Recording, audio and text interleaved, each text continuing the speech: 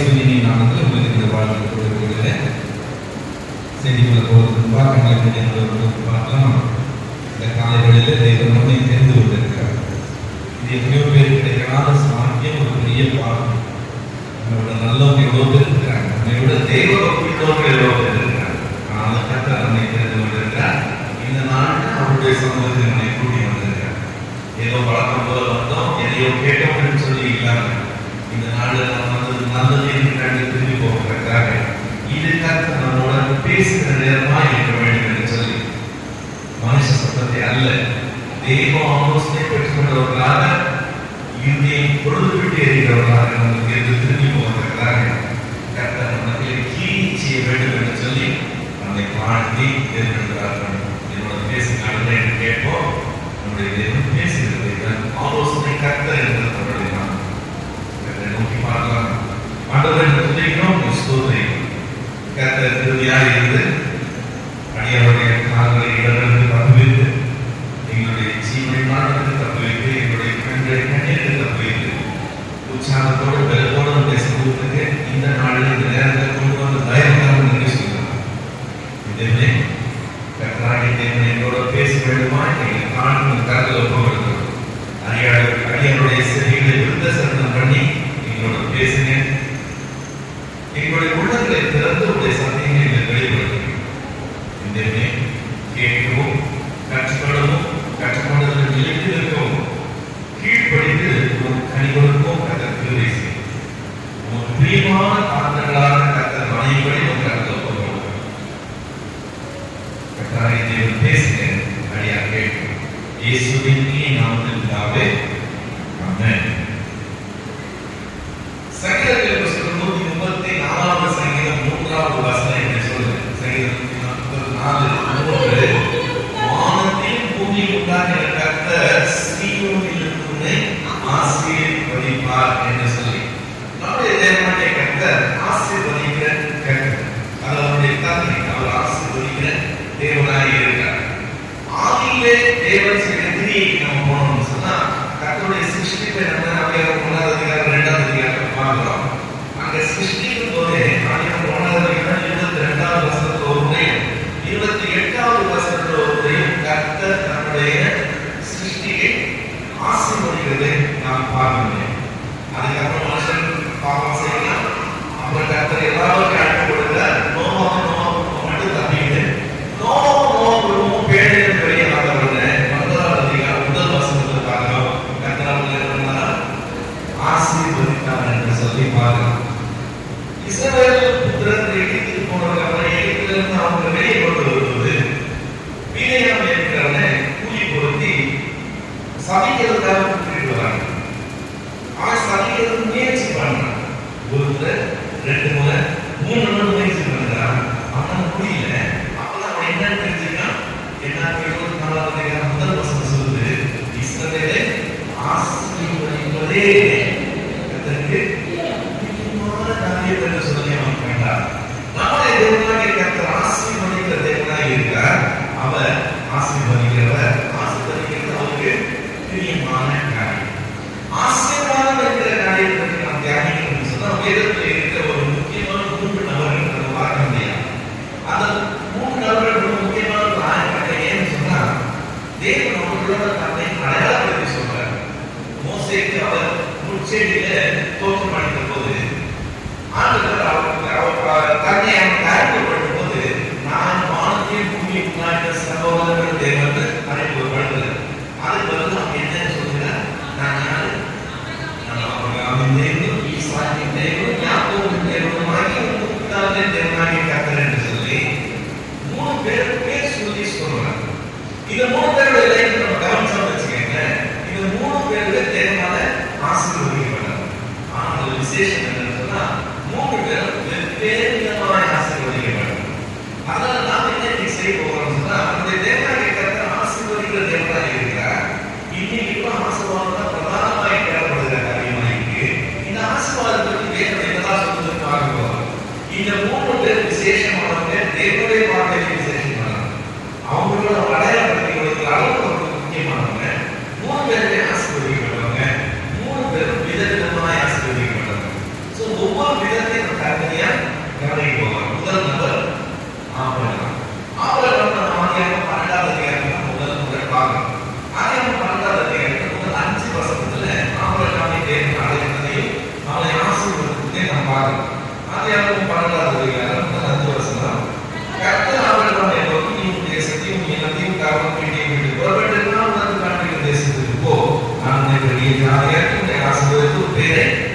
மேன்மைப்படுத்துவேன் promise பண்றார்.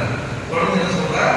நீ ஆசீர்வாதமாக இருப்பாய், உன்னை ஆசீர்வதிக்கிறவர்களை ஆசீர்வதிப்பேன், உன்னை சபிக்கிறவர்களை சபிப்பேன், பூமியில் உள்ள வம்சங்கள் எல்லாம் உங்கள் ஆசீர்வதிக்கப்படும் என்று சொல்லி வாக்குத்தத்தம் பண்றார்.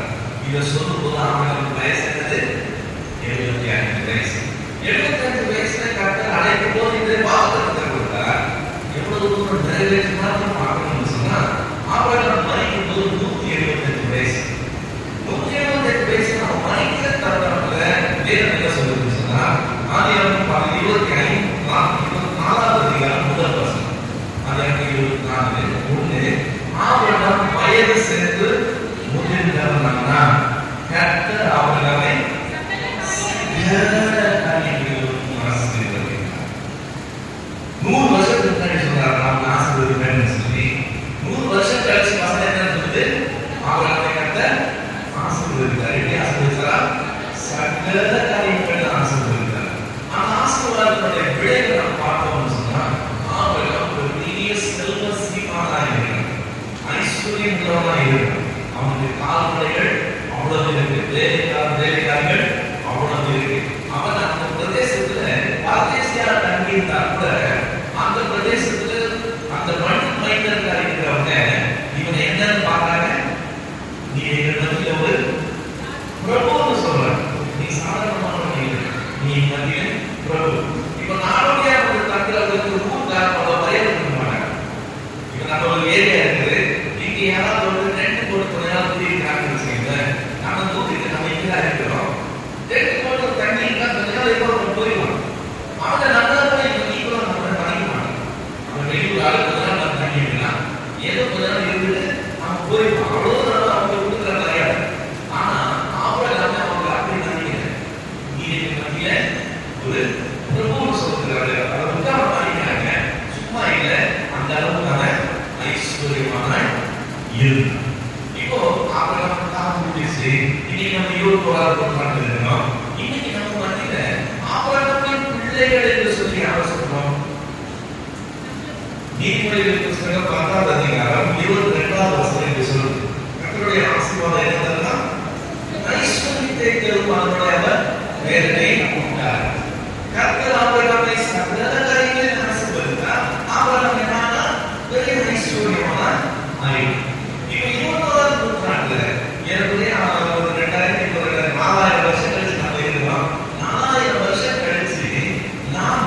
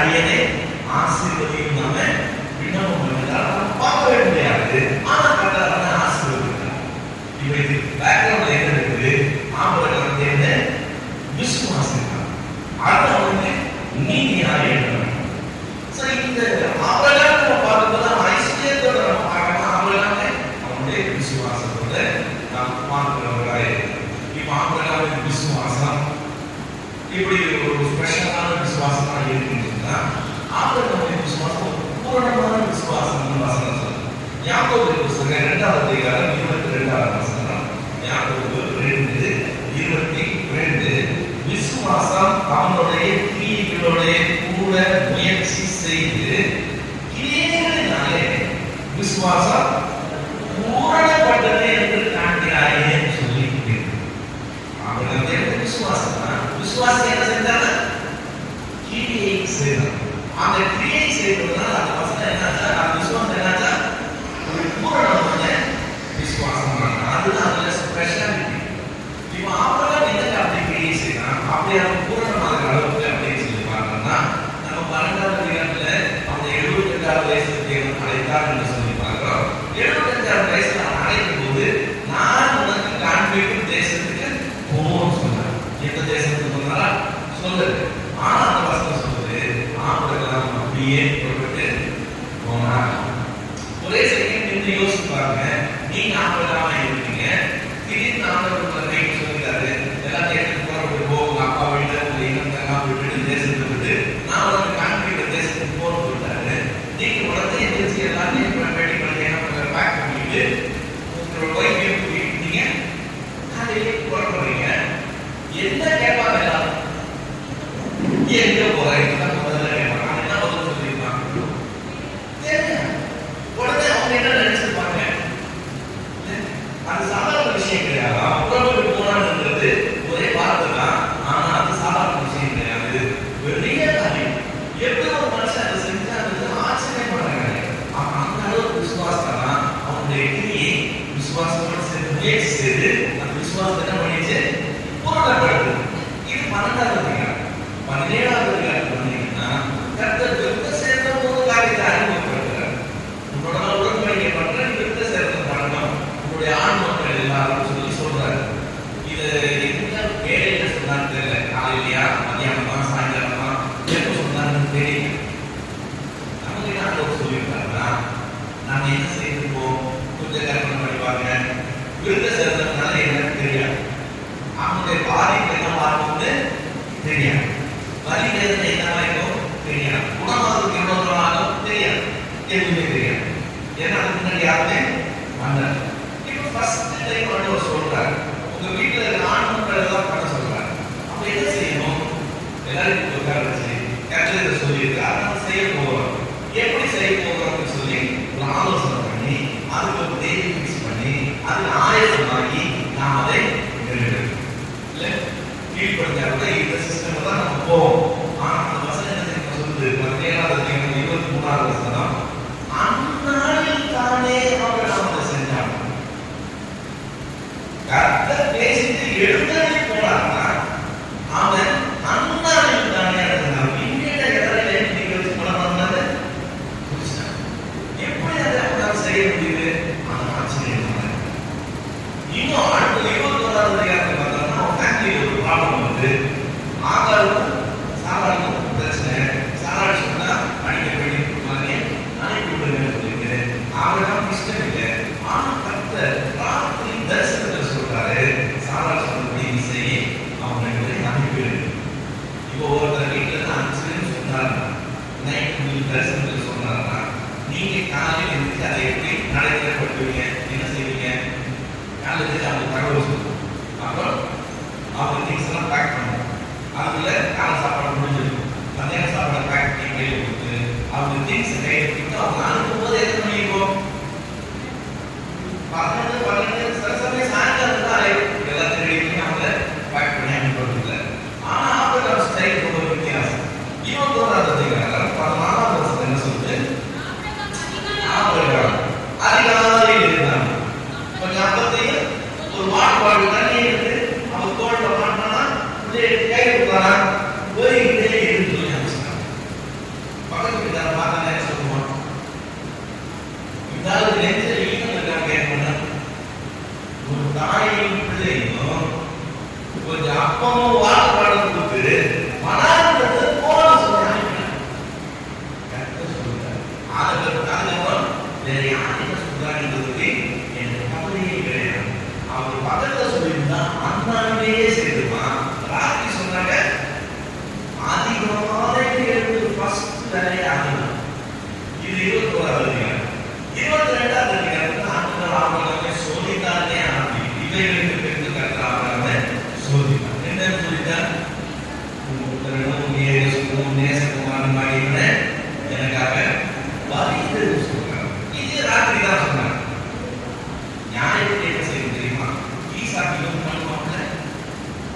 சாராளுக்கு பிள்ளை. சாராளுக்கு தெரியப்படுத்தும். சாராளுடைய ஒப்புதலோட 2 பேரும் சேர்ந்தா இந்த நிறைவேறு. ஆனா சாராளுக்கு சோதனை. சாராள அழுக்கு பாடுபட்டு ஒரு பெரிய பஞ்சாயத்து போட்டி. அதெல்லாம் சால்வ் பண்ணி வைக்க பார்த்துக்கலாம். இப்ப என்ன செய்யலாம்?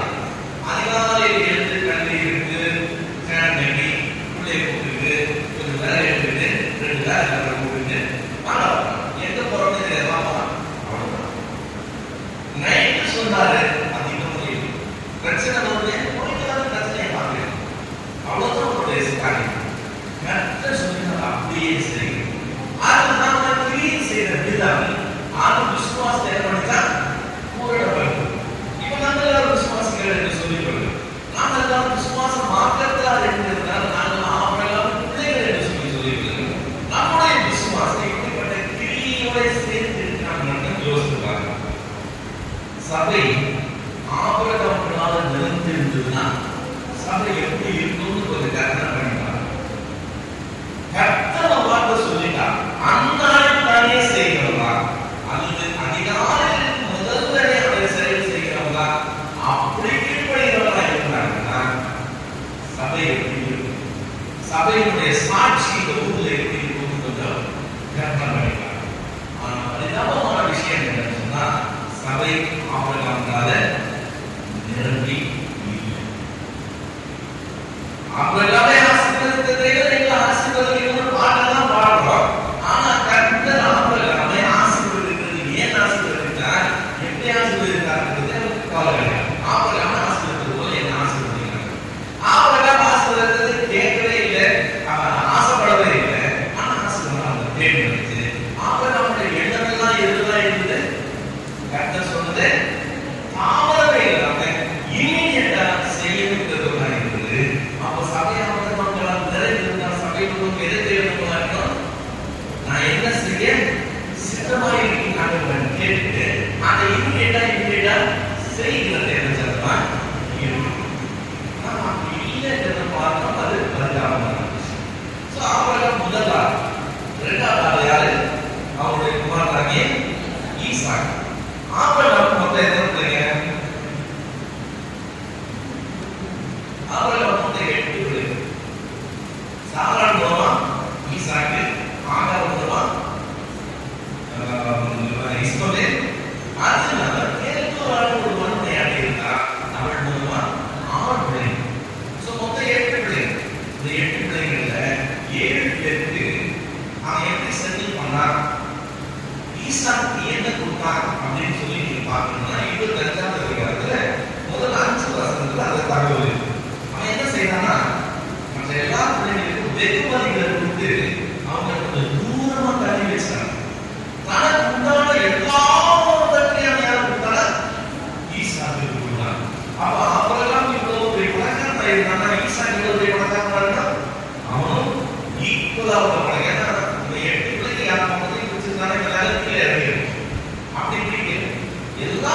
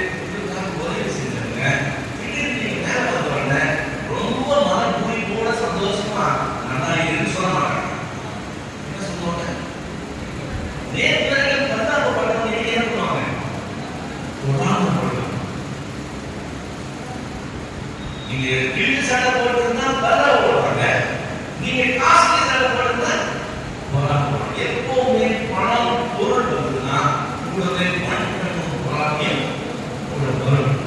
அதனால ஒரு புது சட்டை போடாம என்ன பண்ணுங்க, ஒரு கோபம் பண்ணிட்டு அதை போடுங்க. இதனால பிரச்சனை வளர்க்கலாம்ல, இது ஆசீர்வாதமா இருக்கணும். இது இயல்பான காரியம். அதனால சொல்றேன். இப்ப 100 பணம் கொடுத்தாங்க, அதனால என்ன வந்துச்சான் வாசனை வசனங்கள் ஆதியாகமம் 26 அதிகாரம் 13 இருந்து 16 நானே வாசிக்கிறேன். அவன் ஐஸ்வர்யமானான், வர வர விருத்தி அடைந்து மகா பெரியவனானான். அவனுக்கு ஆட்டு மந்தையும் அநேக பணியுடைய காரணம் இருந்தபடினால பெலிஸ்தர் அவன் பேரு கொண்டார். இவங்க யார் பெலிஸ்தர்னா, இவங்க தான் அண்டை வீட்டார், பக்கத்துல இவங்க தான் இவங்க சுத்தி தான் இவங்க இருந்தாங்க. ஆபிரகாம் இருந்தப்போ இதே பெலிஸ்தர் அவனுக்கு வலது கையா இருந்தாங்க. லோத்து பேசி போயிட்டாருன்னு சொல்லும்போது ஆபிரகாம் தன் வீட்டுல இருந்த 300 பேர் கூட்டிட்டு போனான்னு சொல்லிப்பாங்க. ஆபிரகாம் மட்டும் போகல, இந்த ஜாதியால தான் ஆபிரகாமோட சேர்ந்து வந்தாங்க. ஏன்னா ஆபிரகாமுக்கு ஒரு ப்ராப்ளம் தான், அது இவங்களோட ப்ராப்ளம் தான். அவங்க எல்லாரும் இவனோட சேர்ந்து வந்தாங்க. ஆபிரகாம் என்னவா இருந்தாங்க, வலதுலையும் இடதுலையுமா அவனுக்கு ஆதரவா இருக்கிறாங்க. ஸோ இப்போ அப்பா இருந்த வரைக்கும் ஆசீர்வாதம் இவங்க இருந்த வரைக்கும் இவங்க ஓகே ஏற்றுட்டாங்க. இப்ப திடீர்னு 100 மடங்கு வேற பண்ணாங்க, பெலிஸ்தர் இவன் மேல பொறாமை. இந்த பொறாமை ஒரு டேஞ்சரான ஒரு விஷயம். நீதிபதிகளின் புஸ்தகம் 27 அதிகாரம் 4 வசனம் சொல்லு. நீதிபதிகள் 27:4 உக்கிரம் கொடுமை உள்ளது, கோபம் நிஷ்டூரம் உள்ளது, பொறாமை உள்ளதால் இதற்கு முன்னால மேற்கொண்டாங்க. கோபம்ன்றது ஆனந்தம் இல்லை. நம்ம எல்லாருமே ஏதாவது ஒரு காரணத்தினால வந்து கோபம் என்ன தன்மை உள்ளதா, நிஷ்டூரம் உள்ளது. நிஷ்டூரம் உள்ளதுன்னா பேசக்கூடாது பேசிடும், செய்யக்கூடாது செஞ்சு அவங்களுடைய ஏதாவது அதாவது ரெகுலரா ஒரு சாதாரண பேசுறாரு, கோபப்படாது கொஞ்சம் கடினமான வார்த்தைகளை சட்டத்துக்கு பயன்படுத்திக்கலாம். கோபம் தண்ணியோட கோபத்தை பேசினாங்க சாரி. இந்த கோபம் அந்த வழக்கமா செய்யற காரியம் இல்லாம நிஷ்டூரமான காரியங்களை செய்ய வேண்டும். ஆனா முக்கியம் ஒன்று இருப்பாங்க, அந்த கோபத்தினுடைய உச்சம்.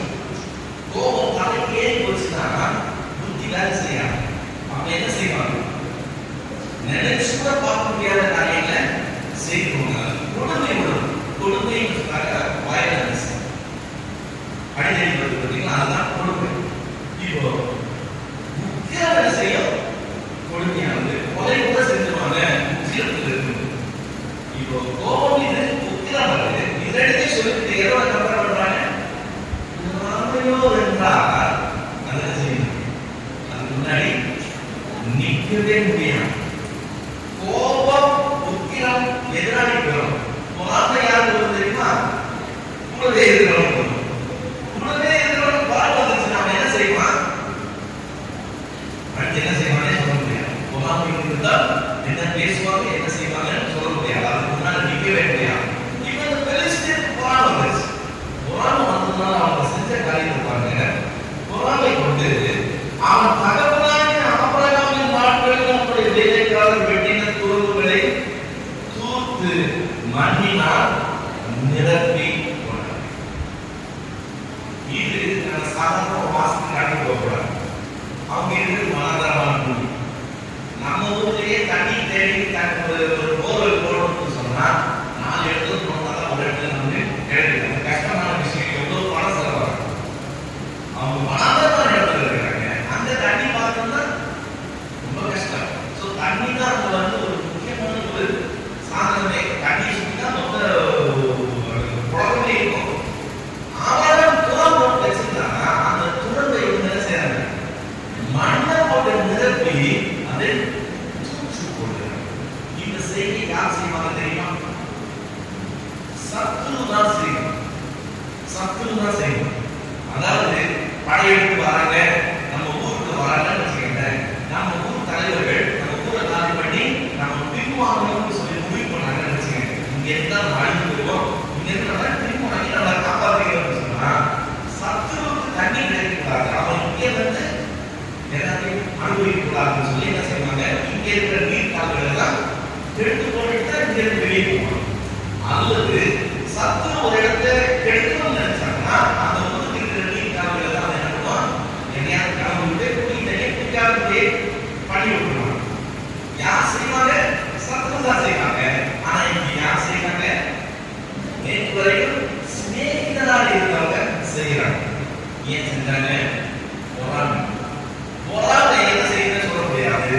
சத்துரு செய்ய வேண்டிய வேலையை இது துணிஞ்சு செஞ்சுட்டு என்ன பண்றாங்க, அவங்களுக்கு ஈசாக்கை பார்த்து நோக்கி, நீ எங்களை விட்டு போயிடு, நீ எங்களை பார்த்து மிகவும் பலத்தவனாய் சொல்லி அவனை அந்த துறவி விட்டுறாங்க. இப்போ ஈசாக்கு பலம் இருக்கு, ஈசாக்கு பணம் இருக்கு. பணம் இருந்தா படை பலம் தானா வரும். ஆபரகாமுக்கே அந்த ராஜாக்களை சந்திக்கிற அளவுக்கு அவனுக்கு பணம் பலம் இருக்குன்னா 100 மடங்கு அதிகமானவங்க எவ்வளவு இருக்கும். இப்ப நீ எங்களுக்கு போயிட்டு சொல்லும் போதோ அல்லது உன்னுடைய துறவுகளை அவன் கூப்பிடும்போதோ ஈசாக்கு நின்று ஞானம் கேட்கிறதுக்கும், நான் என்ன போனோம், நான் என்ன தப்பு பண்ணேன், நான் போற மாதிரி இல்லை, முன்னாடி நான் பார்த்துக்கோன்னு சொல்றதுக்கும் ரொம்ப நேரம் ஆகும். ஆனா ஈசாக்கு அந்த மாதிரி ஒரு நிலப்பாடை எடுக்கவே இல்லை. போறான்னு சொன்னாங்க, ஈசாக்கு என்ன செய்யறான், அங்கே வந்து வாங்கி இன்னொரு இடத்துக்கு போயிடுறான். எப்படி செய்யுது? வேலை இல்லாம இருந்தா நம்மளால அவங்க எதுக்கு பேச முடியாது, போறாங்கன்னா பேச முடியாது, என்ன செய்யறோம், சரி வந்துடும். நம்ம வேலைமா பார்த்து போறாங்க சொல்லுவோம், சொன்னேன் என்ன நினைச்சிருக்கோம், நம்ம திருப்பி வந்துடுவோம். இவன் போன சொன்னாங்களா அந்த மாசம் முடியல, போன சொன்னா அவன் இமீடியட்டா அங்கிருந்து புறப்பட்டு போயிடணும். இப்படி விட்டு கொடுத்துட்டு விலகி போறதா இருக்கான். ஆச்சரியமான ஒரு குணம், வேற யாரும் இதை பார்க்க முடியாது. அடுத்து நடக்கிறது நீங்க பார்க்கணும்னா 17 இருந்து 25 வரைக்கும் ஆசிரியர் வச்சுருக்கீங்களேன். அவன் வேற இடத்துல போய் மறுபடியும் துறவு நோண்டுவான். துறவு நோண்டும் போது தண்ணி கண்டுட்டாங்க. தண்ணி கண்ட உடனே பெருசு வந்து சொல்றாங்க, இது எங்களுக்கு சொந்தம் கொண்டாடுறாங்க. அந்த இடம் உங்களுக்காக இருக்கலாம். எப்போ நீங்க அப்டேஷன் கொடுக்கணும், நான் தோண ஆரம்பிக்கும் போது சொல்லணும். நான் 10 இடத்துல நோண்டி ஒரு இடத்துல தான் தண்ணியே பார்த்துருக்கு. அவ்வளவு பணம் செலவு பண்ணிருக்கேன். வேடிக்கை பார்த்துட்டு தண்ணி கிடைக்கிற வரைக்கும் பயன்டா இருக்குது. தண்ணி கிடைச்ச உடனே வந்து என்ன சொன்னா, இது இருந்து இவ்வளவு அவனுடைய பிரயாசத்தான் அவங்க வீணடிக்கிறாங்க. இப்பயும் எடுத்து பேசுற ஒன்று சொல்ல, சரி இன்னொரு இடத்துல இன்னொரு இடத்துல பண்றாங்க. அங்கேயும் அவங்க தண்ணி கண்டாங்க. தண்ணி கண்டோம்னா அங்கேயும் சடை போடுறாங்க. அங்கேயும் வந்து இன்னொரு இடத்துல மூணாவது இடத்துல தோண்டி தண்ணி காணும்போது நம்ம பார்க்கல. அதனால அவங்க என்ன தெரிவிக்கிறாங்க, போதும் அப்படின்னு நினைச்சு கரெக்டாக நமக்கு இடம் உண்டாக்கினார், நமக்கு முடிகள் உண்டாக்கினார் சொல்லி சந்தோஷப்பட்டு அங்கே இருந்தான்னு சொல்லி இப்போ இப்படி விட்டு கொடுத்து விலகி போகிற இந்த தன்மை ஆக்சுவலாக ஒரு தெய்வீகமான தன்மை யாருக்குமே இருக்கா? மாசத்துக்கு எல்லாருமே அது ஒரு கோபத்தை வெளியே தான் உண்டு பண்ணும். ஆனா என்ன சாந்தமாய் அழகுமாய் அழகு தவறுவாங்க. ஏன் இதை செஞ்சா யாருங்க அப்படின்னு சொல்லி பார்த்தீங்கன்னா நம்ம பேர் என்னது, ஈசா. ஈசாவுக்கு அர்த்தம் என்னது? நகை. ஏன் அப்படி அவர் பேர் தெரியுமா? ஆண்டவர் நம்ம பார்த்து சாரோட விடுவான்னு சொன்ன உடனே அவருக்கு சந்தோஷப்படுது. அவர் என்ன தெரியுமா பண்ணா, முடிஞ்சு தன் இருதயத்தை நகைத்தான் வசனம். வேற முடியல, முடிஞ்சு தன் இருதயத்துல நகைத்தான். ஆண்டவர் 2வது அவர் சொல்றாரு, சாராட்டு அடுத்த உபயோகிக்கிற காலத்துல சொல்லி பின்னாடி சாரா நிற்கிறார். சாரா கேட்டவங்க அவர் என்ன செஞ்சாங்கன்னா அவனுக்கு நகைத்தான். ஆண்டவர் கேட்கிறார், ஏன் நகைத்தேன்னு கேட்கிறார். ஐயோ நான் நகைக்கிறேன், நீங்களே நீ நகைச்சு போயிட்டார். இப்ப அப்பாவும் நகைத்தான், அம்மாவும் நகைத்தாள், பிறந்த பிள்ளைக்கு என்ன பேர் வைக்கிறேன், நகைப்பு பேர் வைக்கிறார். இப்ப இந்த பேர் அவனுக்கு நகைப்பு பார்த்தீங்கன்னா முகத்துல அந்த நகைப்பு எப்படி வரும், அந்த இடத்துல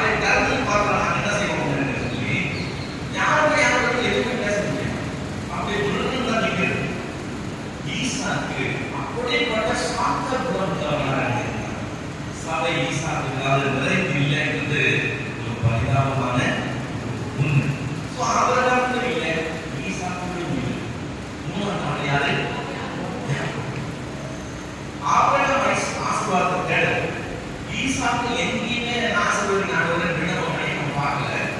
ரெண்டு பேருமே தேவை. ஆனா ஆசீர்வாதத்தை தேவை ஒரே ஆசாமி யாக்கோபு. இன்னைக்கு வரைக்கும் நம்ம பாடல்களே பாடணும். யாக்கோபு போல நம்ம ஆசீர்வாதத்தை தேடணும்னு சொல்லி யாக்கோபு ஆசீர்வாதத்தை தேடினான். லைஃப் ஃபுல்லா ஆசீர்வாதத்தை தேடணும். எந்த அளவுக்கு தேடினான்னு சொன்னா அவன் மூச்சுட்டாவா ஆசீர்வாதம் தான் மூச்சுட்டான். அந்த அளவுக்கு ஆசீர்வாதம் தான் அவன் எல்லாமே. இப்ப இவன் ரெண்டாவது பிள்ளையா இருந்தான். அவன் அண்ணன் மூத்த பிள்ளைங்க 27 நடந்து போவோம். 2 மடங்கு போயிடும். சேஷ்டபுத்திர அவனுடைய ஒரே ஒரு சின்ன ஒரு சம்பவத்துல அந்த கூட கொடுத்து சேஷ்டபுத்திரத்தை சட்டுன்னு வாங்கி அப்பா அண்ணன் ஆசீர்வதிக்கணும்னு சொல்லி பிளான் பண்றாரு. தெரிஞ்ச உடனே அம்மாவும் மகளும் சேர்ந்து அப்பாவை ஏமாத்தி அண்ணன் போக வேண்டிய அவ்வளவு ஆசீர்வாதத்தையும் வாங்கிட்டாங்க. அடுத்து எது முடியாது அப்படின்னா மாமா வீட்டுக்கு போறான். மாமா வீட்டுக்கு போகும்போது எதுவும் தெரியாம போகும்போது கையுமா போறான். 20 வருஷம் அங்க இருக்கிறான். 20 வருஷம் அங்க இருந்து திரும்பி வரும்போது 2 பரிமாணத்தோட வர்றான். அவ்வளவு சொத்து யாருடைய லாபம். அவங்க வேலை செஞ்சுதான் சம்பாதிச்சா நீங்க சொல்லலாம். இல்ல வேலை செஞ்சா சரிதான். ஆனா சம்பளம் கிடைக்கிறது நியாயமா கிடைக்கிறது இல்லையா? புள்ளி புள்ளியோடதான் ஒண்ணு சொன்னா போட குட்டியெல்லாம் புள்ளி புள்ளியோடதான் கிடையாது. வரி வரியானது ஒண்ணு போட குட்டியெல்லாம் வரி வரியானதான் கிடையாது. அதை குட்டியெல்லாம் ஒண்ணு போட குட்டியெல்லாம் அவன் என்னதான் செய்வான் பாவம். யார் ஆசீர்வதிக்கிறது? கர்த்தர் ஆசீர்வதிக்கிறது. சரி, காய்கறி கடை எல்லாரும் தான் போடுறாங்க. ஆனா அவன் முகேஷ் அம்பானி காய்கறி கடை தரலாம்னா காய்கறி கடைக்கு போகாதவன் போய் தூக்கிட்டு காய்கறி கடைக்கு போறான். என்னன்னா ரிலையன்ஸ் ஃப்ரெஷ்ல போய் கொஞ்சம் குரலையும் கொஞ்சம் கருவேப்பிலை வாங்கிட்டு வந்தாதான் ரிலையன்ஸ் ஃப்ரெஷ்ல வாங்கிட்டு வந்தார். யாருக்குமே கொடுக்காத தாண்டி யாருக்கு இருக்கிறாரு. அங்க கல்யாணம் நடத்தலாம் நடிக்கிட்டே இருக்கும். எவ்வளவு போட்டிகள் இருந்தாங்க. கொடுக்குற தெய்வம் என்ன செய்யலாம்? யாக்கோபு ஆண்டவர் அப்படியா சொல்லிட்டார். தொட்டதெல்லாம் பொன். அவங்க எதுவுமே பெரிய கிடையாது. லாபம் வர வழியில தேவனை சந்திக்கிறான். தேவனை சந்திக்கும் போது பிரச்சனை மத்தியில் சந்திக்கிறான். என்ன பிரச்சனை தெரியுமா? அன்னைக்கு போனா 400 பேரை கூட்டிட்டு வரான். 20 வருஷத்துக்கு முன்னாடி அண்ணனுடைய ஆசீர்வாதத்தால ஒரு கூட்டிட்டு தான் ஓடி போனாங்க. இப்ப அண்ணன் எதுக்கு வரான்? சும்மா வந்து தான் வரான். 400 பேரோட வரான். இப்ப என்ன கேட்டு நான் விட்டேன். அங்கே ஏசா கையில் கேட்ட கேட்டேன். ஆனா இவர் கேட்டதெல்லாம் என்ன தெரியுமா? நீ என்ன ஆசீர்வதித்தார்களே ஆண்டவர் சொல்றாரு நீ நான் போனோம் ஆசீர்வதிக்கலாம். ஆண்டவர் ஆசீர்வதிச்சு சொல்றாரு நீ மனுஷனுடைய போராடிட்டு இருக்கா தேவனுடைய போராடிட்டு இருக்கா. அதனால பேரு இஸ்ரவேல் சொல்லி அபிஷேக் பண்ணிட்டு போறாரு. என்ன அநியாயம் இருக்கு. எல்லாம் சக்சஸ் ஆசீர்வாதம் ஆசீர்வாதம் ஆசீர்வாதம் தேடி எல்லாவற்றையும் பெற்றுக்கிறார். இப்படி கவலை ஒரு மனுஷனுடைய ஆரம்ப காலம் அதே மாதிரி முடிவு காலம் இடையில இடைப்பட்டாங்க. 3 விதமான பகுதி.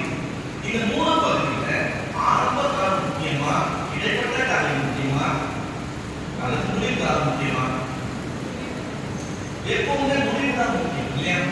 யோபு புஸ்தகம் யோபு 8ஆம் அதிகாரம் 7ஆம் வசனம். யோபு 8:7 என்னுடைய துவக்கம் அற்பமாய் இருந்தாலும் உங்களுடைய முடிவு சம்பூர்ணமாய் இருக்கும் என்று சொன்னார். அப்ப எதுக்கு சொல்றாங்க? முடிவு தான் முக்கியம் சொல்றாங்க. ஆகவே சங்கீத புஸ்தகம் 37ஆம் சங்கீதம் 37:38 சங்கீதம் 37 37:38 நீ உத்தமனை நோக்கி செம்மையானவனை பார்த்து அந்த மனுஷனுடைய முடிவு சமாதானம். அக்கிரமக்காரர் ஏழ்வாய் அடிபடுத்துவார்கள். அற்புதம் போலே துன்மார்க்கருடைய முடிவு. எதை பத்தி அதிகமாக இன்சிஸ்ட் பண்றாங்க? முடிவு காலத்துக்கு அதிகமாக இன்சிஸ்ட் பண்றாங்க. இப்ப யாக்கோபுடைய ஆரம்ப காலம் நல்லா தெரியும்.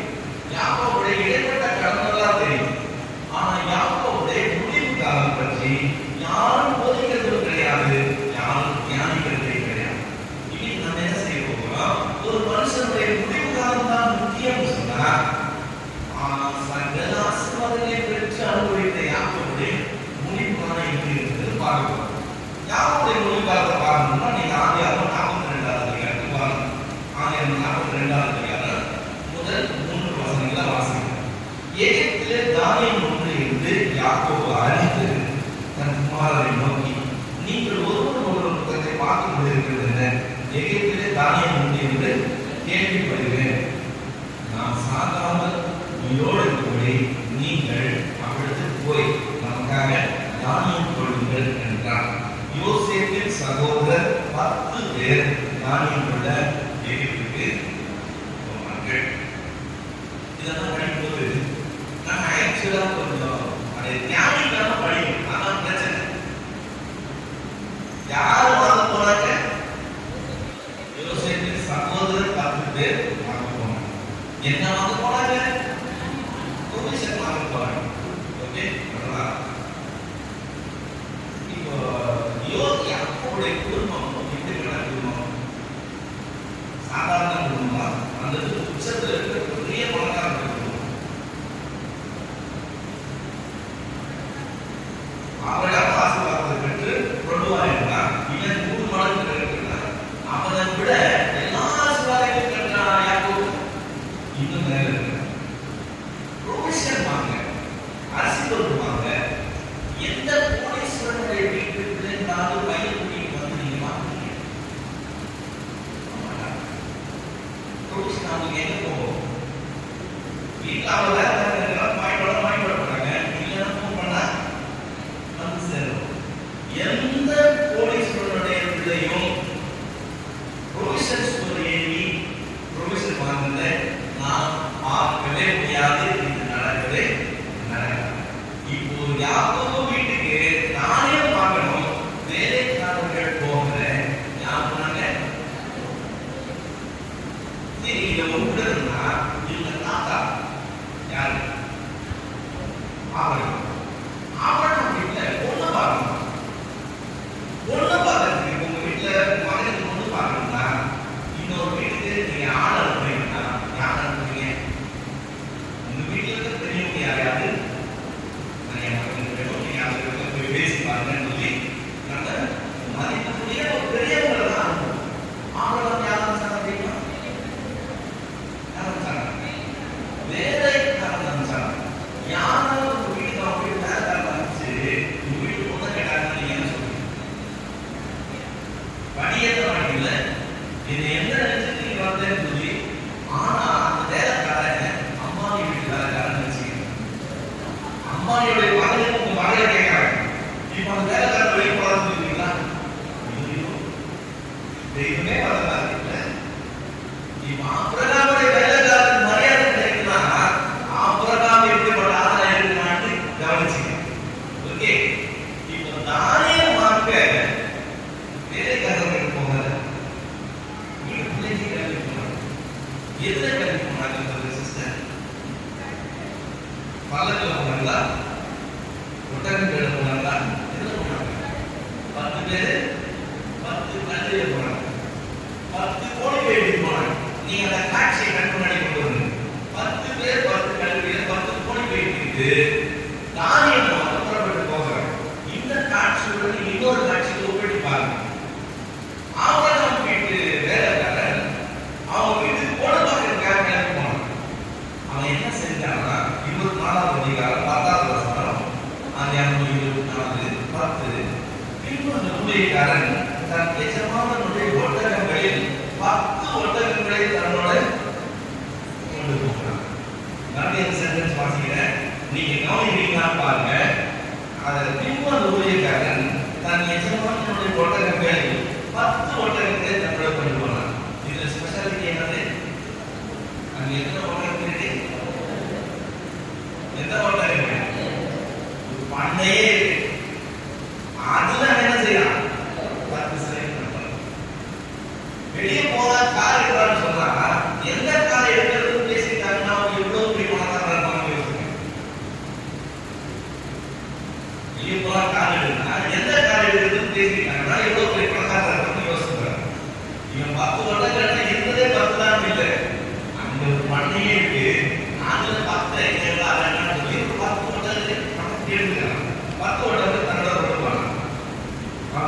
எஜமானுடைய சகல வித உச்சிதமான பொருட்களும் அவன் கையில் இருந்தன. அவன் எழுந்து புறப்பட்டு மெசொப்பொத்தாமியாவுள்ள நாகோருடைய ஊரில் சேர்ந்தான். ரைட். இப்போ இந்த காட்சியில 10 ஒட்டகங்கள் 10 ஒட்டகத்துக்கு போட்டது 10 பணம் தானே. ரைட். இப்போ உச்சிதமான பொருட்கள் அவங்களோட இருந்ததுன்னு சொன்னா, நல்ல விலையுள்ள பொருட்கள் உள்ள இருக்குன்னு சொன்னா, செக்யூரிட்டி வேணுமா வேணாதா? செக்யூரிட்டி இல்லைன்னா நைட்டோட நைட்டாக தான் காட்சி போயிடுவாங்க. ஸோ வேலைக்காரன் முன்னாடி நடந்து போனால் 10 ஒட்டகம் பின்னாடி வருது. 10 ஒட்டகத்துக்கு ஓட்டுறவங்க இருக்குன்னா 10 ஒட்டகத்தோட பொருட்களை பாதுகாக்கிறதுக்கு ஒரு 50 பேராக இருக்குது. எல்லா பக்கமும் அவங்க நைட் அண்ட் டே பாதுகாப்பு கொடுக்கணும்னா ஒரு குறைஞ்ச 50 பேர் இல்லாம முடியாது. இப்போ இந்த ஒரு கூட்டணி போகும்போது ஊர் என்ன பண்ணும்? திரும்பி பார்க்கும். ஏதோ ஒரு பெரிய விசேஷம் நடக்குதுன்னு சொல்லி ஊரே திரும்பி பார்க்கும். இந்த கூட்டம் நடந்து போகும்போது 10 கழுதைகளை 10 கோணிகளோட இந்த 10 பேர் போற காட்சியில் இதையும் ஒப்பிட்டு பாருங்க எப்படி இருக்கு. இப்போ தெரியுதா? கழுதை தேர்ச்சி கட்டர் மாறிச்சிட்டு ஆர்வகாலம் நல்லதா இருந்தது, இடைப்பட்ட காலம் நல்லதா இருந்தது. ஆனால் முடிவுல அவர் சம்திங் ராங். நீங்க சொல்லலாம் அந்த பஞ்ச காலத்துல நம்ம கொஞ்சம் எல்லாரும் கஷ்டமாக செய்யணும்னு சொல்லலாம். அவரை பார்த்து பஞ்சம் சார் அவன் இப்படி ஓட்டாடியாக ஈசாக்கு காலத்து பஞ்சம் தான் பஞ்ச காலம் தான் பெரிய தான். அப்பதான் நூறு காலம் கொடுக்குறாரு அவன் ஓட்டாடி ஆகுது. ஆனா யாக்கோபு காலத்து பஞ்சத்துல இவர் என்ன ஆயிட்டாரு? ஒண்ணுமே இல்லை.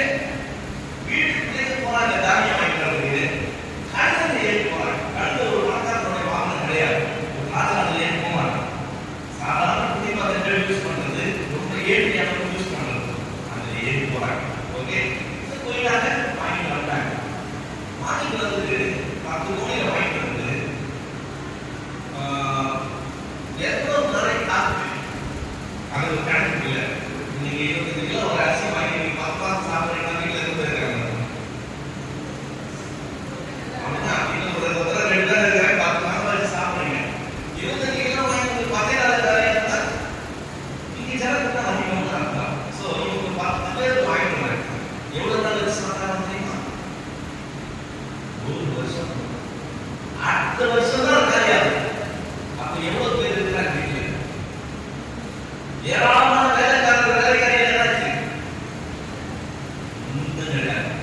எல்லாம் முடிஞ்சிச்சு. வெறுங்க பிள்ளைகள் மருமக பார்த்தா பேர் பிள்ளைங்க இருக்கிறாங்க. அந்த பெரிய செட்டப் இருக்கு பாருங்க, அது எல்லாம் காணாம போச்சு. சரியா? தானே தீர்ந்து போச்சு. செகண்ட் டைம் போனோம். ஃபர்ஸ்ட் டைம் போன பிரச்சனை வச்சு என்ன பிரச்சனை வச்சு யோசிச்சு அடையாளம் கண்டுபிடிச்சா அடையாளம் கண்டுபிடிச்சு நீங்க வேறு வேறு ஆரம்பிச்சுக்கலாம். சிமியோன் தெரியுங்களா? இன்னும் சகோதரன் வந்து சொன்னீங்க இல்லையா? அவன் கூட்டிட்டு வந்தா சிமியோன் வந்து சிமியோன் தெரியும். ஸோ இங்க ரெண்டாவது போகணும்னா யார் வேணும்? கண்டிப்பா டெல்லியில கூட்டிட்டு போகணும். இப்போ டெல்லியில விட மாட்டேங்கிறான். இப்போ என்ன நடக்குது? 43வது அதிகாரத்தை அதை நம்ம பார்க்கணும். அப்போ யூதா சொல்றான், நீ அனுப்ப விளையாண்டார் அனுப்ப இப்போ ரெகுலராக அனுப்ப முடியாதுன்னு சொல்லி உட்காந்துருக்காங்க. அப்போ யாருக்கு ஒரு ஐடியா விளையாடும் இப்படி போங்க. போகும்போது என்ன செய்யுங்க? அந்த அதிபதி சொல்லி பார்த்தீங்களா? அந்த அதிபதி கொஞ்சம் இருக்குன்னா கொண்டு போகும். அந்த இருக்கிறத கொண்டு போய் அவன் கொடுத்துட்டு அந்த அவங்க நல்லபடியாக பேசி சிவிலே சேர்த்து கூட்டிட்டு வந்துருங்கன்னு சொல்லி அனுப்புவோம். இப்போ இந்த இருக்குதான் ரொம்ப முக்கியமான விஷயம் பாருங்க. 43வது அதிகாரம் 11வது வசனம் 43 11 அதற்கான காரணமாக இஸ்ரவேல் அப்படியான ஒரு செய்யுங்க. அந்த இந்த தேசத்தின் உச்சிதமான வஸ்துக்களில் இல்ல உச்சிதமான வஸ்துக்களில் கொஞ்சம் பிசிந்தையும் கொஞ்சம் தேனும் கந்தவர்களும் வெள்ளை போலவும் தரப்பட்டு கொட்டைகளும் வாழ்வை கொட்டைகளையும் உங்க கோழிக்கையில் போட்டு உங்களுடைய அந்த அறிவிக்கு போடுங்க. லிஸ்ட் போடுறது எப்படி இருக்கு? கொஞ்சம் பிசிந்தையும் கொஞ்சம் தேனி கந்தவர்களும் வெள்ளை போல எல்லாம் சேர்ந்து அதெல்லாம் பெரிய விஷயம் இல்லை. சேர்த்து கந்தவர்களும் வெள்ளை போனோம்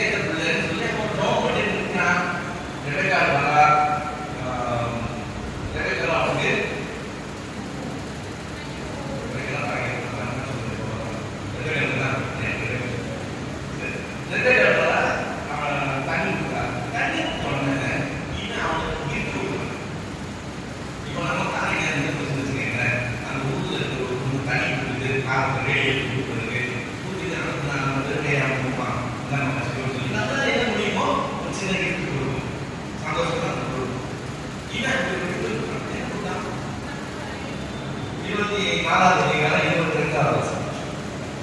24, 22. ஒட்டகங்கள் பிடித்திருந்தது மனிதன் அரை சேக்கல் விதைத்த ஒரு காதணியை அவை கையிற்கு 10 சேக்கல் எடை கொண்டுள்ள 2 கடகங்களையும் எடுத்து கொடுத்து காதணி சொல்லியிருக்கு. காதணிகள்னு சொல்லணும். 2 காரணம், ஒரு காரணம் காதணிகள்னு சொல்லணும். அது காதணி ஏன் காரணம் என்னன்னு சொன்னாங்க, அது ஆக்சுவலா காதணி இல்லை. அந்த எதிரே பார்த்த முகத்துல போடுகிற ஒரு பொன் அணி, அவ்வளவுதான். அது பொதுவான வார்த்தை. சோ அது சிங்குலர்ல வரதுனால, பன்மையில சொல்லாம ஒருமையில சொல்லப்படுறதுனால அது காதணி இல்லை, அது மூக்குல போடுற மூக்குத்தின்னு சொல்லி வேறு வருகிறாங்க. அது எவ்வளவு எடை இருக்குன்னா அரை சேக்கல். அரை சேக்கல் தான் முந்தைய காலம், முந்தைய முக்காக்குறாங்க. அரை பவுன் வச்சுக்கீங்களா, அரை பவுன் கொஞ்சம் கம்மி. இன்னைக்கு என்ன ஒரு கிராம் டெய்லி நியூஸ் பார்த்தீங்கல்ல, தேவையில்லை அவன் சொல்லிடுவோம். இன்றைய நிலவரம் என்ன சொன்னால் 6800 ரூபான்னு குறைஞ்சி 6800 ரூபாய். 6800 ரூபாய் ஆகா 3 கிராம் என்ன விலை இருக்கும்? கொஞ்சம் போதே 26,000 ரூபாய் இருக்கு. சரிங்களா? 26,000 ரூபாய். கைக்கு 2 கடற்கரை கட்டுறாங்க. அந்த கடற்கரை ரேஸ்ல நடக்கும். ரேஸ்ல தெரியாத வீட்டு 10 சேக்கல். அப்போ எத்தனை கிராம் இருக்கு? இது ஒரு சேக்கல்ங்கிறது 7,5 கிராம். அப்போ 10 சேக்கல் தான் 75 கிராம். அப்போ 7 10 கம்மி. 75 கிராம் என்ன 5,25,000 ரூபாய். ஒட்டகத்துக்கு இவங்க தண்ணி கொடுத்துருக்கு. இவங்க 5,4 லட்சம் ரூபாய்க்குள்ள நான் வச்சுக்கணும். கொட்டைகளோடு கம்பேர் பண்ணீங்க அந்த சொல்லுங்க. சரியா? அப்புறம் வீட்டுக்கு போனாங்க, செய்யலாம்.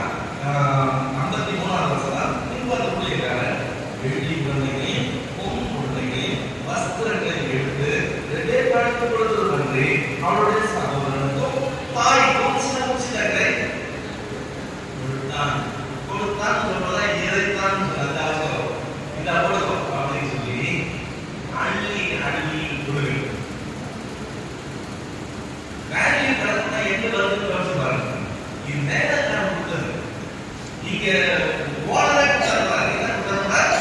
கொஞ்சம் பிசித்தையும் கொஞ்சம் வெள்ளை போலாம் போட்ட இந்த வகையாலாம் அது ஒரு கோடி போட்டு கொடுத்தாங்க. இதை கம்பேர் பண்ணா இவன் எப்படி இருந்தான் கம்பேர் பண்ண லாபம் வீட்டில் ஓடி வந்தாங்க. ஓடி வரும்போது எதுக்கு அந்த வாரம் இருக்கிறவங்க அண்ணன் என்ன பண்ணாங்க, வெகுமதிகள் கொடுத்தாங்க. அந்த வெகுமதிகளை மட்டும் கணக்கு பண்ணான். எத்தனை ஒட்டகம் குட்டி, எத்தனை ஆடு, எத்தனை கடா, எத்தனை மாடு, எத்தனை கடா, இதெல்லாம் கணக்கு பண்ணாங்க.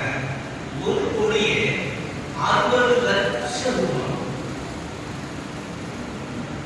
அண்ணனுக்கு ஒரு கிஃப்டா கொடுத்தாங்க. ஒரு கோடியே 60 லட்சம். இதே ஞாபகம் இப்ப கடவுளத்தை கத்தர் பார்த்து சொன்ன பாருங்க. இப்ப எங்க எங்க வந்து தெரியுதா? அவன் ஒரு கோடியே 60 லட்சம் ரூபாய் கொடுத்தான்னு சொன்னா எவ்வளவு இருந்தா அவர் கொடுத்துருக்கோம். இருக்கிறதெல்லாம் அவன் கொடுத்துருக்க பைத்தியாரம் இல்லை. இருக்கிறதுல ஒரு 1% அவங்களுக்கு கிட்டா கொடுத்தா பெரிய விஷயம். அப்போ எவ்வளவு இருந்துருக்கு, அவ்வளவு என்னாச்சு, எல்லாம் பெற்று கொண்டாச்சு. ஆசைவான எல்லாம் பெற்று கொண்டாச்சு. ஆனா இப்போ கடைசியில இவங்க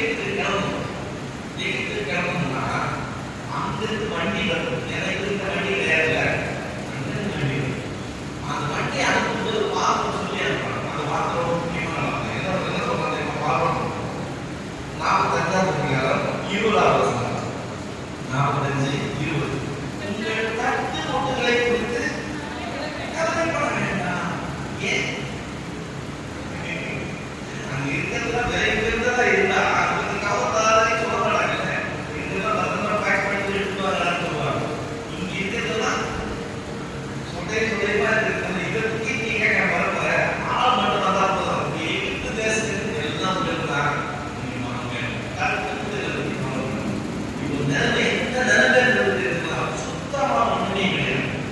அவன் பாவத்துக்கு முன்னாடி போய்க்கிறான், பாவம் முன்னாடி ஆவணப்பட்டு இருக்கிறான். எப்படி இருக்கிறான்? சமநிலையில் பேசுறாங்க பாவம். ஒரு நாளும் பரதேசியா பிச்சைக்காரனா அண்டை வந்தவனா விழுப்புக்காரன் வந்தவனா அவனை போய் நிற்கிறார். இப்போ இவங்க போய் நிற்கிறார். எப்படி நிற்கிறாரு? அங்கே லஞ்சம் போடுறார். லஞ்சத்துக்கு லஞ்சம் போடுறார். ஒன்றும் கிடையாது. அவங்க தயவு போய் நிற்கிறார். அவங்க பார்க்கிறோம். சரி, யோசேப்புடைய அப்பாவாச்சேன்னு சொல்லிட்டு ஐயாவுக்கு வயசு என்னன்னு வயசு என்ன கேட்டா என்ன சொல்லணும்? வயசு தான் சொல்லணும். நான் நீங்க சொன்ன வார்த்தை தெரியுமா? 47ஆம் அதிகாரம் 9ஆம் வசனம் 47 அது ஞாபகம். நான் பரதேசியாய் சஞ்சரித்த நாட்கள் 130 வருஷம். என் ஆயுசு நாட்கள் கொஞ்சமும் சஞ்சலம் உள்ளதுமாய் இருக்கிறது. ஈசாக்கு வாயில் வந்துருமா? என் ஆயுசு நாட்கள் சஞ்சலம் உள்ளதுமாய் இருக்கிறது. அவங்க சஞ்சலம் உள்ளதா இல்லை. தேவனால ஆசீர்வதிக்கப்பட்டவங்களா நல்லா இருந்தாங்க. ஆபிரகாம் தேவனால ஆசீர்வதிக்கப்பட்டவங்க நல்லா இருந்தாங்க. சஞ்சலம் உள்ளதா இல்லை. ஆசீர்வாதம் கேட்டு கேட்டு கேட்டு வாங்கி மனுஷனோட போராடி மேற்கொண்டு தேவனோட போராடி மேற்கொண்டு ஒரு சக்சஸ்ஃபுல்லான வாழ்க்கை வாழ்ந்தாங்க. அவங்களுடைய முடிவு என்னது? ஒன்றுமே காணும், எல்லாம் போச்சு. இதுதான் ஆசீர்வாதம். தேடுனா கிடைக்கிற பலன். தேவனை தேடுனா கிடைக்கிற பலன் அவங்க இருக்கிறத பார்க்கலாம். தேவனை தேடாம ஆசீர்வாதத்தை தேடினா கிடைக்கிறது ஞாபகம் பார்க்கலாம். இதுதான் ரகசியமே. இன்னைக்கு தேவனால நான் ஆசீர்வதிக்கப்படணும்னு நானும் நீங்களும் விரும்பலாம். முட்டி போட்டு உபவாசம் பண்ணி ஆண்டவரே ஆசீர்வதிங்க, என் ஆசீர்வதிங்க, என் வீட்டை ஆசீர்வதிங்கன்னு கேட்டுட்டு இருக்கிறது பைத்தியக்காரன். வானத்தை பூமி உண்டாக்கிற சீயோனுக்கும் என்னதான் செய்வார்? சபிப்பார் இல்ல, ஆசீர்வதிப்பார். அவர் ஆசீர்வதிக்க குணம் உள்ளவர். நீ அவரை தேட கொடுத்தா ஆசீர்வாதத்தை தேட ஆரம்பிச்சோம்னா ஏதாவது ஒரு வழியை நம்ம ஆசீர்வாதத்தை அடையலாம் தான் நம்ம போக முடியும். தேவனுக்கு கீழ்ப்படிக்கிறது, தேவன் முன்னாடி சன்னியா இருக்கிறது, தேவன் முன்னாடி சன்னியா இருக்கிறது, இதெல்லாம் சாப்பிட்டு வராது. அவன் அந்த ஆசீர்வாதத்தை சுத்தத்தை இருக்க வழியாக நினைச்சு பார்த்தீங்கன்னா எல்லாம் தப்புலையா தான்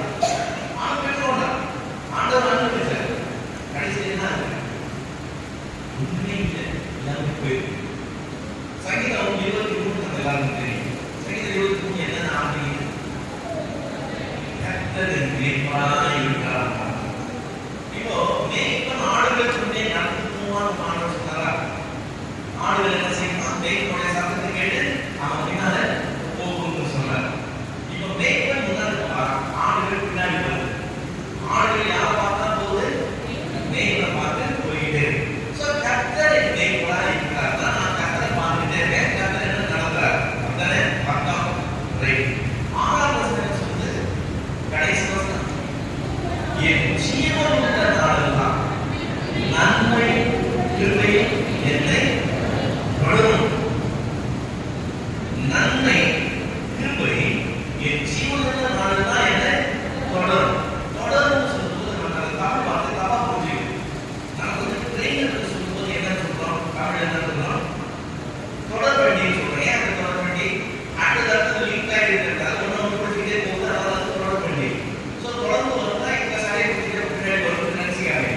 அந்த தொடர்ந்து இல்லை. சவுல் தாவீதை தொடர்ந்து போனான்னு தாவீது எங்க இருக்காங்க? தேடிக்கு போனாங்க, தரணிக்கு போறாங்க இல்லையா? அந்த தொடர்பு தான் இது. நன்மையும் கிருபையும் நீங்க எங்க இருக்கிறீங்க? உள்ள தேடி வரணும். எப்போ? நான் கர்த்தருக்கு பின்னால போகிற வரைக்கும், கர்த்தருக்கு முன்னால இருக்கிற வரைக்கும், நான் கர்த்தரை தேடுற வரைக்கும் இது எனக்கு பின்னாலே இருக்கும். எனக்கு தேடி வரும். நான் அதை தேட வேண்டிய அவசியமே கிடையாது. பரமண்டலத்தில் இருக்கிற எங்கள் பிதாவே தான் ஜெபம் பண்றோம். பரமண்டலத்தில் இருக்கிற யாரு? என்னுடைய பிதா. இவைகள் எல்லாம் உங்களுக்கு தேவை. அவருக்கு தெரியுமா தெரியாதா? நல்லா தெரியும். தேவை தெரியும் போது பிதா என்னதான் செய்வார்? குறைவில்லாம கொடுக்கிறவங்க தான் இருப்பார். சிலர் சொல்றாங்க, நீங்க சொல்றீங்க எங்க வாழ்க்கை அனுபவம் அப்படி கிடையாது, நாங்கெல்லாம் போராடி தான் இருக்கிறோம். ஒவ்வொரு சின்ன காரியத்துக்கும் நாங்கள் அதிகமாக தேவ சமூகத்தில் போராடி போராடி போராடி தான் பெற்றுக்கிறோம். நான் சொன்ன உங்க ஃபேமிலி எனக்கு தெரியும். எங்க ஃபேமிலியில காலை சாப்பாடு வேணும்னு எங்களை பார்த்ததே கிடையாது. காலை சாப்பாடு சாப்பிட்டு மதிய சாப்பாடு வேணும்னு வந்து தலைமையில் தலைமையிலே கிடையாது. நாங்கள் என்ன செய்யணும்? பிள்ளைக்கு என்ன தேவைன்னு பார்த்து நாங்கள் செய்யணும். அவர் என்ன ஒரு பிதாவா இருந்தா எனக்கு என்ன தேவைன்னு பார்த்து அவர் செய்வார். அவ்வளவுதான், அதுதான் சத்தியம். நான் ஆண்டவரே எனக்கு இல்லதாங்க அப்படின்னு சொல்லி ஆரம்பிச்சுட்டு வேண்டிய கட்டாயமே கிடையாது. கர்த்தர் என்னுடைய கற்பனை. அவர் ஆண்டவர் சொல்றாரு, முதலாவது என்னுடைய ராஜ்யத்தையே தேடுங்கள். மத்தியில் அந்த தேடி ராஜ்யத்தையே பார்த்து ஆனால் தூக்காத ராஜ்யத்தையே ராஜ்யத்தையே அதை தவிர நீ எது தேட வேண்டியது அவருடைய ராஜ்யம், அவருடைய நீதி. நான் என்ன செய்ய சித்தமாக இருக்கிறேன் கூட இன்னைக்கு ஒரு பொழுது கொடுத்துருக்கீங்க. இன்னைக்கு நான் நல்லபடியா சுத்தத்தோடு இருந்துச்சிருக்கிறேன். நான் என்ன செய்ய சித்தமா இதை இடம் கொடுத்துருக்கீங்க. அந்த பொழுது அடையும் போது என்ன இருக்கும்? இதெல்லாம் கொடுத்தீங்க, நான் இதெல்லாம் இப்படி செஞ்சுட்டேன், உமக்கு ஏற்றுதா இருக்கா ஏற்றுதா இல்லைன்னு எனக்கு சொல்லுங்க, நான் இன்னும் எப்படி மாத்திக்கிறேன். இன்னும் கிட்டி சேரணும், இன்னும் பின்னால இருக்கணும், உங்களோட நெருங்கி இருக்கணும், இல்லாத உங்களுடைய நோக்கமா இருக்கணும். நான் என் மேற்கொண்டு பின்னாடி போனா என் பின்னாடி என்ன வரும்? நன்மை வரும். என் பின்னாடி என்ன வரும்? கிருபை வரும். நான் அதை தேட வேண்டியதே இல்லை, தேட வேண்டியதே இல்லை. ஆனா நன்மை தான் தேடவங்களா சபையில் இருக்காங்க. அதுதான் கஷ்டமாயிடும். கார் ஓட்டுறோம், கார் பெரிய கண்ணாடி இருக்கு. அந்த கண்ணாடி தேடுறது இன்ஸ்டியூட் சொல்றோம். நீங்க பார்க்கும்போது அடிக்காதபடியே பெரிய கண்ணாடி இருக்கு. அதே நேரத்தில் ஒரு குட்டி கண்ணாடி இருக்கு. அந்த கண்ணாடி தேடுறது ரியல் வியூ. பின்னாடி என்ன வருது அதை பார்க்கணும். இப்பதான் கார் ஓட்டுறேன். நான் ஓட்டும்போது முன்னாடி பார்க்கணுமா பின்னாடி என்ன பார்க்கணுமா? அதிகமா முன்னாடி தான் பார்க்கணும். அவ்வப்போது டிராபிக் எப்படி இருக்குன்னு நான் தெரிஞ்சுக்கிறதுக்காக பின்னாடி பார்க்கணும். பின்னாடி பார்க்காமலே நான் ஓடுறது, பின்னாடி பார்க்கணும். ஆனா நான் முன்னாடியே பார்க்காம ரியல் வியூ மட்டும் பார்த்து வண்டி போட்டா எப்படி இருக்கும்? நான் வந்து சேர மாட்டேன். என் பின்னாடி ஏதாவது நான் அதே பார்த்துட்டு இருந்தேன்னா நான் எப்படி இருக்கும்?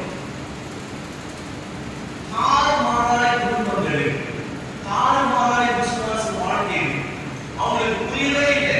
கர்த்தரிடத்துல ஆசீர்வாதத்தை கேட்கிறோம், நம்ம இவ்வளவு தூரம் இதெல்லாம் செய்யறோம், செய்யறதெல்லாம் ஆசீர்வாதத்துக்காக செய்யறோம், இருக்கோம்.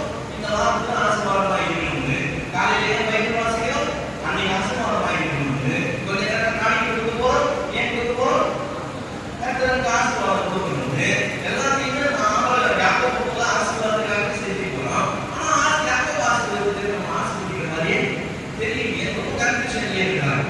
நீங்க ஆசீர்வாதத்தை தேட வரைக்கும் ஆசீர்வாதம் நீங்க கர்த்தருக்கு இருக்கவங்களா இருந்தீங்கன்னா, அவரை போல கர்த்தர் சித்தத்தை செய்யறவங்களா இருந்தீங்கன்னா, ஈசாக்க போல கர்த்தருக்கு முன்னால சாந்தம் உள்ளவங்களா இருந்தீங்கன்னா, இது அடிஷன்.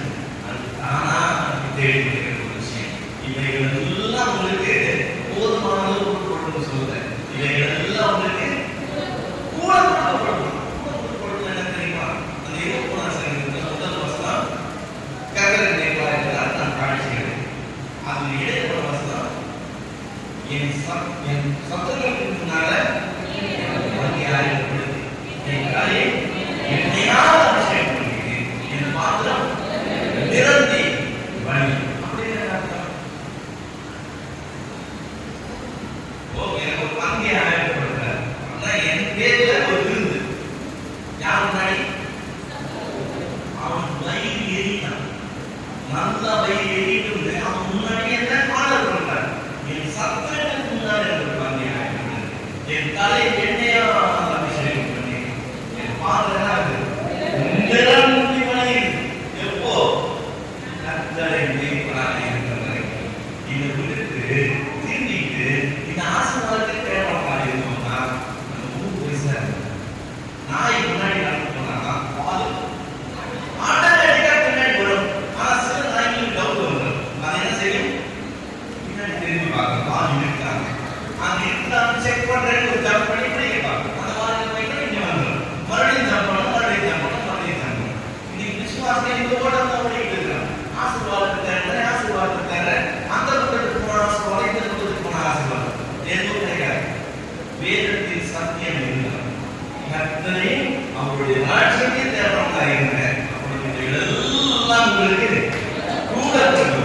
ஹalleluya. கர்த்தருடைய ஆராதனை பாருங்க. நல்ல காரியங்களை தேவ சமூகத்தில் கர்த்தர் நமக்கு 3 பேரை காட்டுறார். 3 பேருக்கு ஆசீர்வதிக்கப்பட்டவர் நல்லா இருக்கு. 3 பேர் ஆசீர்வதிக்கப்பட்டவர். விதவிதமாய் ஆசீர்வதிக்கப்பட்டவர். ஆபிரகாமை தேவன் ஆசீர்வதித்தார். எப்படி ஆசீர்வதித்தார்? அது கம்ப்ளீட்டா ரைட்டாரு. அவன் விசுவாசத்தில் கிரியை செய்கிறவனாய் இருந்தான். அதோட நீதியா எண்ணப்பட்டது. ஆசீர்வாதம் அது தானா வந்திருக்கிற ஒரு விஷயமா இருந்தது. ஈசாக்கு ஆசீர்வாதமே கேட்கல. கர்த்தரால் ஆசீர்வதித்தார். ஆபிரகாம் மரித்ததும் ஆசீர்வதித்தார். பஞ்ச காலத்தில் ஆசீர்வதித்தார். ஆனா ஈசாக்கோட குணாதிசயத்தை பார்த்தோம்னா மனுஷன் பற்றி அதை பார்க்கவே முடியாது. அப்படி ஒரு குணாதிசயம். கர்த்தருக்கு அப்ரிஷியேட் பண்ணி அதை ஆசீர்வதிக்கிறார். கடைசி என்ன தெரியுமாச்சு? அந்த சத்துவம் அவன் போடான்னு சொல்லிட்டு பாருங்க. அவன் வீடு தேடி வந்து சொல்றான், நீ கர்த்தரால் ஆசீர்வதிக்கப்பட்டவராமே சொல்லி அவன் படியே வந்தார். அதுதான் சத்துவத்திற்கு முன்பாக நான் ஒரு வங்கியாக கிடைத்து தலையை எளிமையான அபிஷேகம் பண்ணது. வாய் அடைச்சு போயிடுவாங்க. அவரால் ஒன்றும் பேச முடியாது. கர்த்தர் கனம் பண்ணும்போது ஒன்றும் செய்ய முடியாது. நாம் கர்த்தரை தேடுறவர்களா இருந்தால் கர்த்தருக்கு முன்னாடி செம்மையா இருக்கணும்னு சொல்லி அந்த பாதையை தெரிஞ்சுக்கொள்வாங்களா? இதெல்லாம் அற்ப காரியங்கள். ஆனால் நிரம்பி வழியும் போதும் சொல்ற அளவுக்கு நிரம்பி வழியும் நம்முடைய தேவன் ஆசீர்வதிக்கிறது. ஆசீர்வாதத்தை மட்டும் தேடுறவன். அவன் பேசினாலே எப்ப பார்த்தாலும் ஆசீர்வாதத்தை பற்றி பேசினான். அவனுடைய ஆரம்ப கால இடைக்காலத்தை பற்றி தான் நம்ம எல்லாருக்கும் தெரியும். நம்ம எல்லாரும் அதுக்கு பாட்டு பாடுறோம். ஜபத்துல கூட யாக்கோபு போல போராடி தெரிவிக்கணும்னு சொல்லி நாங்கள் நினைச்சுக்கிட்டு அவனுடைய முடிவு காலத்தை கவனிக்கும். அந்த பரிணாம நிலை நம்ம யாருக்குமே வரக்கூடாது. யாருக்குமே வரக்கூடாது. எப்படி நிலையில் இருந்ததை எந்த அளவுக்கு இறங்கி வந்துட்டாங்க. கர்த்தரை தேடாங்க. ஆசீர்வாதத்தை தேடுறதுடைய நிலை கர்த்தரால தெரிந்து கொள்ளப்படவே அப்படின்னு சொன்னா மற்ற காரியங்களை விடுவாங்க.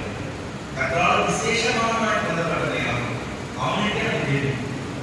சோ சபை அவர்களால் நிறைந்திருக்கு. சபை ஈசாக்குகளால் நிறைந்திருக்கு. யாக்கோபுக்கு எதிர்ப்பு. யாக்கோபுக்கு எத்தனை அவங்க எப்படி சம்பாதிக்கலாம், எப்படி நேரா எப்படி என்ன செய்யலாம், இதுதான் அவங்களுடைய மாட்டா. யாக்கோபுக்காக நிறைந்திருக்கிறாங்க. தேவனுக்கு பயந்து கீழ்படி இருக்கிறாங்க. தேவனுக்கு பயந்து தேவனுக்கு நம்பி விடுவதற்காக. அப்போ கர்த்தருக்கு கீழ் செய்கிறவங்க இனி வேதத்தோட சக்தியை தெரிந்து கர்த்தரை ஆசீர்வதிக்கணும் ஆசை எல்லாருக்கும் தான் இருக்கு. ஆனா அதை விட என்ன பெரிய ஆசை இருக்குன்னு தெரியுமா? நான் கர்த்தரை சேவிக்கணும். நான் கர்த்தருக்கு பிரியமாய் நடக்கணும். நான் கர்த்தருக்கு நெருக்கமாய் இருக்கணும். நான் இன்னும் தான் பின்னால போகணும். இன்னும் கர்த்தரை நான் சேவை செய்யணும்னு சொல்லி அதுதான் நம்முடைய வாஞ்சை தாகம் விருப்பமாயிருக்கும். இவைகளெல்லாம் கூட கொடுக்கப்படுங்கிறத மறந்து போவாங்க. இதுதான் சத்தியம். இன்னைக்கு கர்த்தர் நம்மோட பேசியிருக்கிறார். நம்மை வாழ்த்தி அர்ப்பணித்து இங்கிருந்து எழுப்பிட்டோம். இன்னைக்கு பேசப்பட்ட காரியங்கள் இன்னைக்கு புதுசா இருக்கிறத நாங்க இப்படி நினைச்சதே கிடையாது. நீங்க நிறைய காரியங்கள் சொல்லலாம். கர்த்தர் அதை வெளிப்படுத்தி இருக்கிறார். இன்னைக்கு நாம் தெரிந்து கொண்டு அதன்படி இந்த வாழ்க்கை நடத்துறதுக்கு தேவன் அனுபவம் கொள்ளும். இனி நான் கேட்கிறது தேவனுடைய வாழ்க்கையை கேள்வி, அவனுடைய நீதியை கேள்வி. அதுதான் என் லைஃப்ல என்னுடைய குரோத். நீதி காரியங்கள் கர்த்தர் பார்த்துவாருன்னு சொல்லி நீங்க ஸ்டெப் எடுத்து வைங்க. கர்த்தர் எப்படி நடத்துவாருங்கிறத நீங்க சாட்சியா சொல்லணும். அந்த 23 சங்கீதத்தை நீங்க உங்க லைஃப்ல ஆக்சுவலா பார்க்கணும். அண்டமே துதிக்கிறோம் நீ சொல்லுங்க. ஞான காலையில் கர்த்தர்களை கூட்டி வந்து ஞானிகளுக்கு கல்விமான்களுக்கு மறைப்பட்ட சத்தியத்தை அணியாருக்கு தேவனே கேட்கவும் கற்றுக்கொள்ளவும் கருத்துக்காக இப்பொழுதும் இந்த நாங்கள் புறப்பட்டு கூட உலகத்துக்கு நாங்கள் போகும்போது இங்கே கேட்டு கற்றுக்கொண்ட சத்தியத்தை நான் செயல்படுத்த எங்களுக்கு திரும்ப தேவனுடைய ராஜ்யத்தையே